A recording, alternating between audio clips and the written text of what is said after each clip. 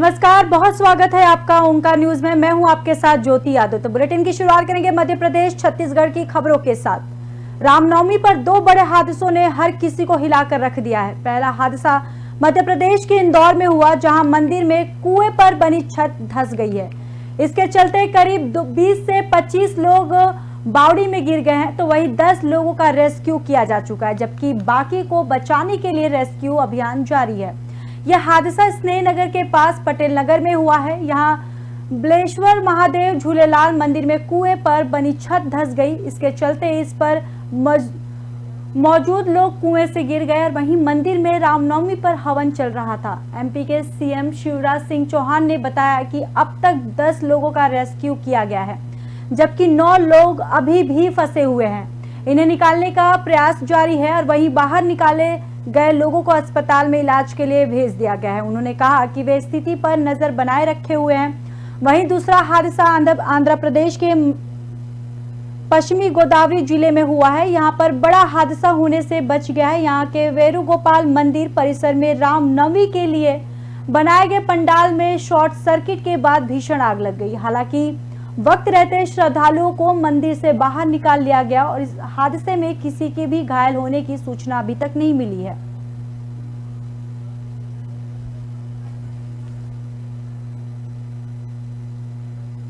तो आपको बताते चले कि रामनवमी पर दो बड़े हादसों ने हर किसी को हिला रखा है। जहां पर पहला हादसा मध्य प्रदेश के इंदौर में हुआ, जहां मंदिर में कुएं पर बनी छत धंस गई। इसके चलते करीब 20 से 25 लोग बावड़ी में गिर गए हैं। वहीं 2 लोगों को रेस्क्यू भी किया जा चुका है, जबकि बाकी को बचाने के लिए रेस्क्यू अभियान जारी है। बताते चले कि यह हादसा स्नेह नगर के पास पटेल नगर में हुआ है। यहां बालेश्वर महादेव झूलेलाल मंदिर में कुएं पर बनी छत धंस गई है। इसके चलते इस पर मौजूद लोग कुएं में गिर गए। वहीं मंदिर में रामनवमी पर हवन चल रहा था। एमपी के सीएम शिवराज सिंह चौहान ने बताया कि अब तक 10 लोगों का रेस्क्यू किया गया है और जबकि 9 लोग गंभीर रूप से फंसे हुए हैं। इन्हें निकालने का प्रयास भी जारी है। वहीं बाहर निकाले गए लोगों को अस्पताल में इलाज के लिए भेजा गया है। उन्होंने कहा कि वे स्थिति पर नजर बनाए हुए रखे हैं। और वहीं अगर बात करें कि दूसरी ओर जो हादसा हुआ है वो आंध्र प्रदेश के पश्चिमी गोदावरी जिले में हुआ है। यहाँ पर बड़ा हादसा होने से बच गया। यहाँ के वेणुगोपाल मंदिर परिसर में रामनवमी के लिए बनाए गए पंडाल में शॉर्ट सर्किट के बाद भीषण आग लग गई और हालांकि वक्त रहते श्रद्धालुओं को मंदिर से बाहर निकाल लिया गया और इस पूरे हादसे में किसी के भी घायल होने की अभी तक सूचना नहीं मिली है।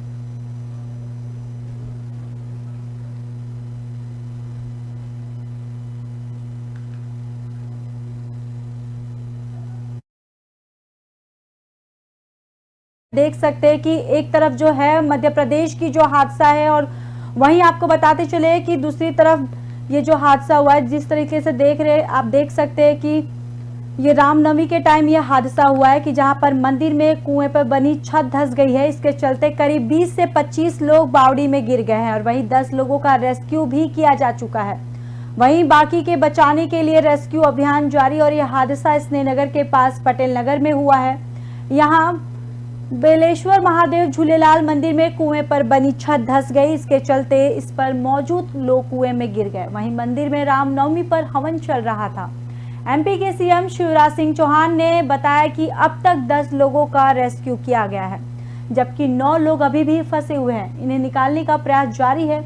बाहर निकाले गए लोगों को अस्पताल में इलाज के लिए भेज दिया गया है, जहां पर उनका भी इलाज चल रहा है। और वहीं उन्होंने ये भी कहा कि स्थिति पर नजर बनाए हुए है। वहीं दूसरा हादसा आंध्र प्रदेश के पश्चिमी गोदावरी जिले में हुआ है। यहाँ पर बड़ा हादसा होने से बच गया। यहाँ के वेणुगोपाल मंदिर परिसर में रामनवमी के लिए बनाए गए पंडाल में शॉर्ट सर्किट के बाद भीषण आग लग गई। हालांकि वक्त रहते श्रद्धालुओं को मंदिर से बाहर निकाल लिया गया और इस पूरे हादसे में किसी की घायल होने की सूचना नहीं है।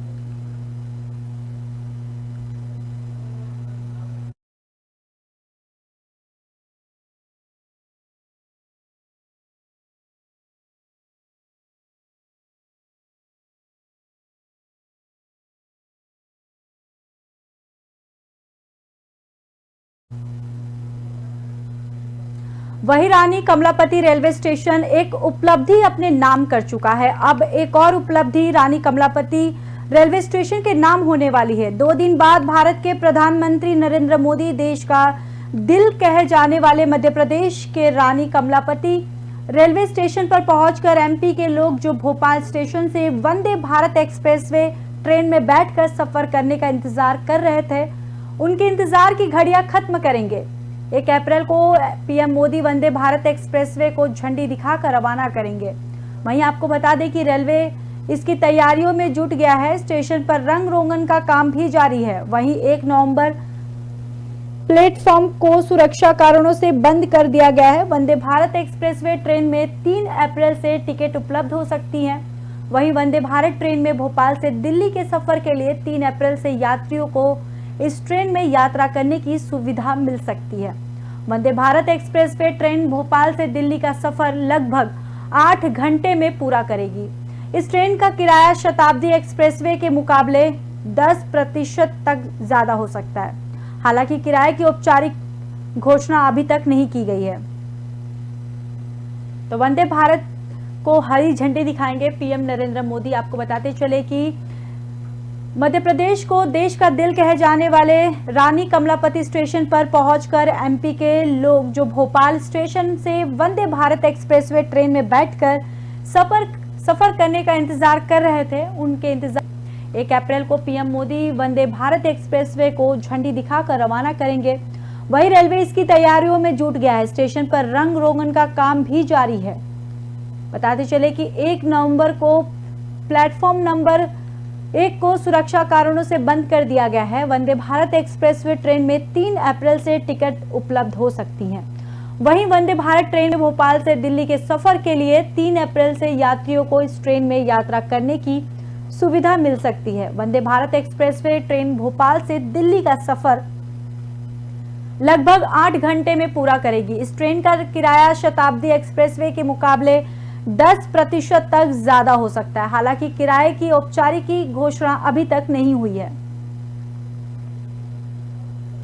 तो मध्य प्रदेश के भोपाल में 3 अप्रैल से वंदे भारत एक्सप्रेसवे चलने लग जाएगी। और बताते चले कि रानी कमलापति रेलवे स्टेशन एक उपलब्धि अपने नाम कर चुका है और अब एक और उपलब्धि रानी कमलापति रेलवे स्टेशन के नाम होने वाली है। 2 दिन बाद भारत के प्रधानमंत्री नरेंद्र मोदी देश का दिल कहे जाने वाले मध्य प्रदेश के रानी कमलापति स्टेशन पर पहुंचकर एमपी के लोग जो भोपाल स्टेशन से वंदे भारत एक्सप्रेसवे ट्रेन में बैठकर सफर करने का इंतजार कर रहे थे, उनके इंतजार की घड़ियां खत्म करेंगे। 1 अप्रैल को पीएम मोदी वंदे भारत एक्सप्रेसवे को झंडी दिखाकर रवाना करेंगे। तो वहीं रेलवे इसकी तैयारियों में जुट गया है। स्टेशन पर रंग रोगन का काम भी जारी है। वहीं प्लेटफॉर्म नंबर 1 को सुरक्षा कारणों से बंद कर दिया गया है और वंदे भारत एक्सप्रेसवे ट्रेन में 3 अप्रैल से टिकट उपलब्ध हो सकती है। वंदे भारत ट्रेन में भोपाल से दिल्ली के सफर के लिए 3 अप्रैल से यात्रियों को इस ट्रेन में यात्रा करने की सुविधा मिल सकती है। वंदे भारत एक्सप्रेसवे ट्रेन भोपाल से दिल्ली का सफर लगभग 8 घंटे से पूरा करेगी और इस ट्रेन का किराया शताब्दी एक्सप्रेसवे के मुकाबले 10% तक ज्यादा हो सकता है। और हालांकि किराए की औपचारिक घोषणा होना अभी तक बाकी है।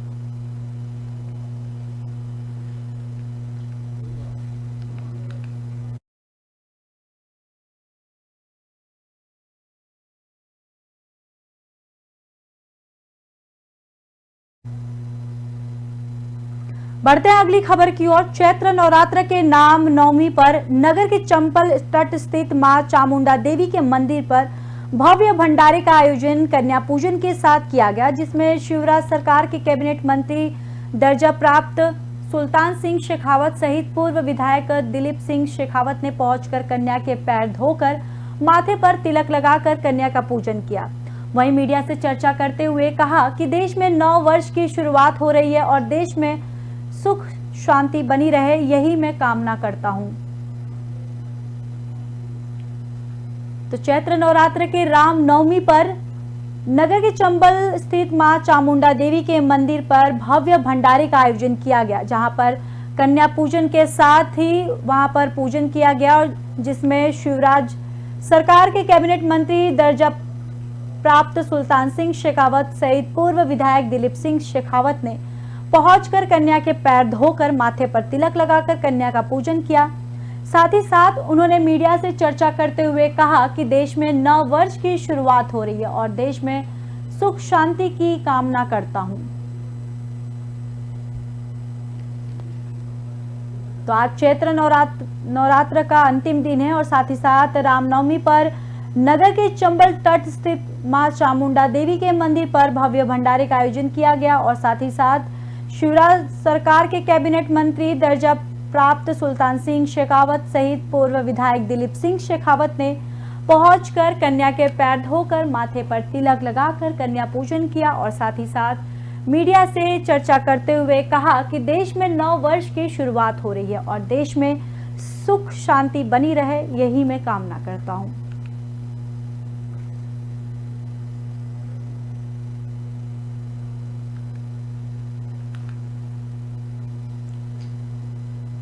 तो आपको बताते चले कि आज चैत्र नवरात्र का अंतिम दिन है। वहीं आपको बताते चले कि आज मध्य प्रदेश में रामनवमी पर नगर के चंबल तट स्थित मां चामुंडा देवी के मंदिर पर भव्य भंडारे का आयोजन किया गया, जहां पर पूजन के साथ कन्याओं को पूजा भी किया गया और साथ ही साथ इसमें शिवराज सरकार के कैबिनेट मंत्री दर्जा प्राप्त सुल्तान सिंह शेखावत सहित पूर्व विधायक दिलीप सिंह शेखावत ने पहुंचकर कन्या के पैर धोकर माथे पर तिलक लगाकर कन्या का पूजन किया और साथ ही साथ उन्होंने मीडिया से जब बात की तो उन्होंने कहा कि देश में नव वर्ष की शुरुआत हो रही है और देश में वो सुख शांति की कामना करते हैं। तो चैत्र नवरात्र के रामनवमी पर नगर के चंबल में चामुंडा देवी के मंदिर पर भव्य भंडारे का आयोजन किया गया, जिसमें शिवराज सरकार के कैबिनेट मंत्री दर्जा प्राप्त सुल्तान सिंह शेखावत सहित पूर्व विधायक दिलीप सिंह शेखावत ने पहुंचकर कन्या के पैर धोकर माथे पर तिलक लगाकर कन्या का पूजन किया और उसके बाद उन्होंने जब मीडिया से बात की तो उन्होंने कहा कि देश में नव वर्ष की शुरुआत हो रही है और देश में सुख शांति बनी रहे, यही कामना करते हैं।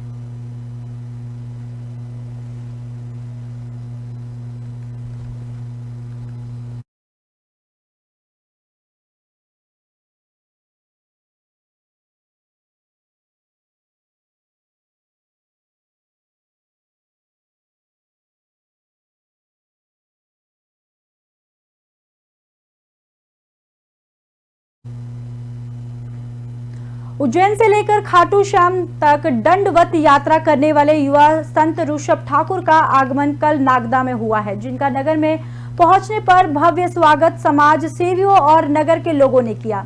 नगर में पहुंचने पर ठाकुर जी महाराज ने खड़े हनुमान जी के दर्शन किए और नगर में विश्राम कर फिर आगे के लिए निकल गए। वहीं नगर में पहुंचने पर समाज सेवी चेतन यादव ने महाराज जी के चरण छूकर आशीर्वाद भी प्राप्त की।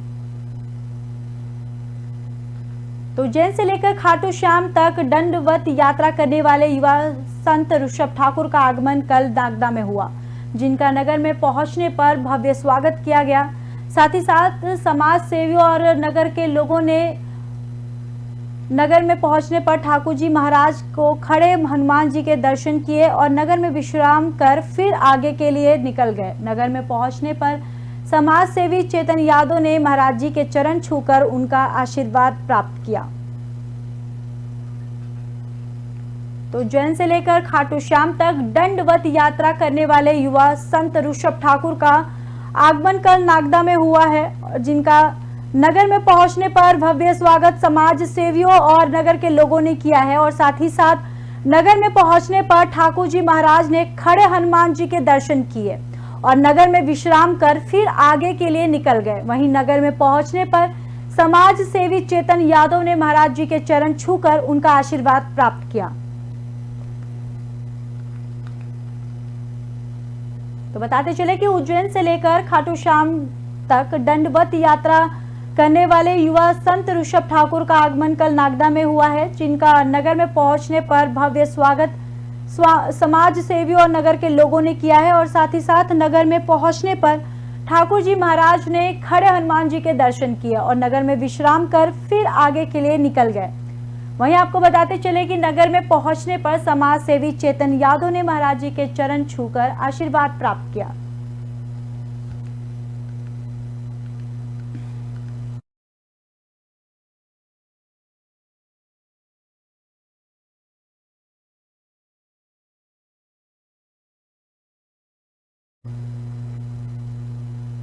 तो वहीं अखिल भारतीय कवि सम्मेलन का आयोजन किया गया, जहां पर विधायक ने ये आयोजन किया है। वहीं दीप उज्ज्वलन कर शुभारंभ और हंसी ठहाकों से गुजा पंडाल ने अध्यक्ष गोविंद भरवा द्वारा बताया कि नवरात्र के 8वें दिन आयोजित अखिल भारतीय कवि सम्मेलन का शुभारंभ क्षेत्र के लोकप्रिय विधायक दिलीप सिंह गुज्जर ने की। माता रानी चामुंडा के चित्र पर माल्यार्पण कर दीप प्रज्वलन के साथ उसके पश्चात मध्य प्रदेश अध्यक्ष भरवा, उपाध्यक्ष ठन्ना और समस्त पार्षद द्वारा पधारे हुए थे और अतिथियों का स्वागत माता की चुनरी उठाकर किया गया है। वहीं पर पूरे भारत में अलग अलग राज्यों में पधारे हुए कवि वाहेगुरु भाटिया मुंबई, कुंवर जावेद कोटा, मुन्ना भटेरी मंदसौर, मोनिका हटीला गुजरात, राजेश लोटपोट गिरधर, अद्भुत हरीश हंगामे सहित कई कवियों ने शिरकत की है। वहीं आपको बताते चले कि कवि द्वारा हास्य गीत गजल के माध्यम से ठहाके के दौर देर तक चलता रहा। इस अवसर पर विशेष अतिथि जनपद अध्यक्ष पृथ्वीराज सिंह, पावर ब्लॉक अध्यक्ष अनोखी लाल सोलंकी, पूर्व नपा अध्यक्ष मोहनलाल ठन्ना, संतोष बरखेड़ावाला सहित अन्य अतिथि उपस्थित रहे। वहीं नवरात्र के 7वें दिन कपिल शर्मा शो के कलाकार अंकित सिसोदिया द्वारा लोगों को खूब हंसाया और शिकरा डांस ग्रुप द्वारा हिंदी, अंग्रेजी, पंजाबी सहित अलग अलग विविध प्रकार के गानों पर नृत्य की प्रस्तुति दी गई। और वहीं कार्यक्रम का शुभारंभ अतिथि मोहनलाल कुमावत, विक्रम शर्मा, निमेश कपूर, लायन अध्यक्ष मनीषा गुप्ता सहित नगर के सभी गणमान्य पत्रकार गण विशेष अतिथि के रूप में उपस्थित हुए, जिनका सम्मान अध्यक्ष गोविंद भरवा, मुख्य नगर पालिका अधिकारी घनश्याम मचरा, पार्षद प्रतिनिधि संजय जितेंद्र पांचाल ने किया है।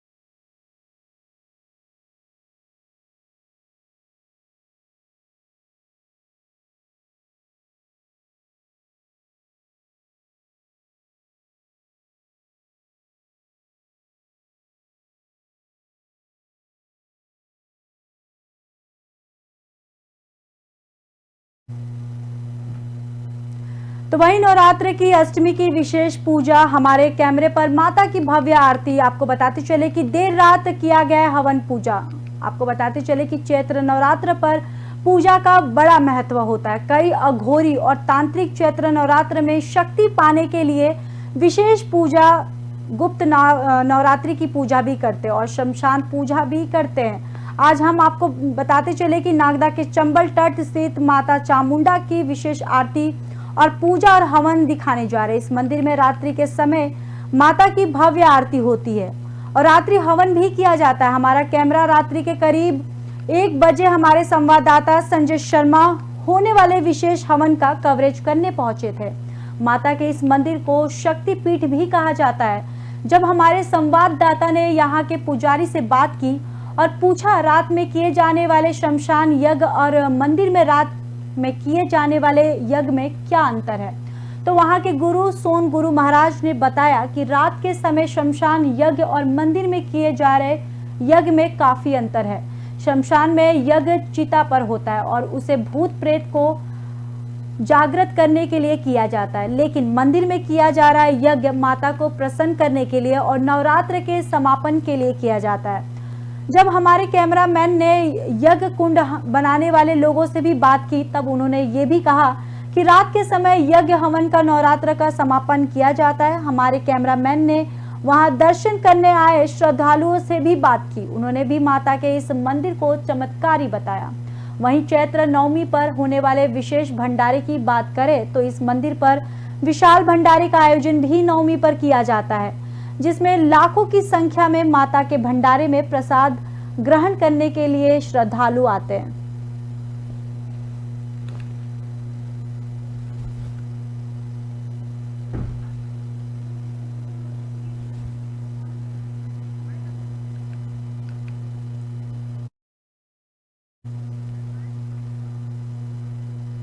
तो फिलहाल खबरों में इतना ही, बाकी खबरों के लिए देखते रहिए ओंकार न्यूज।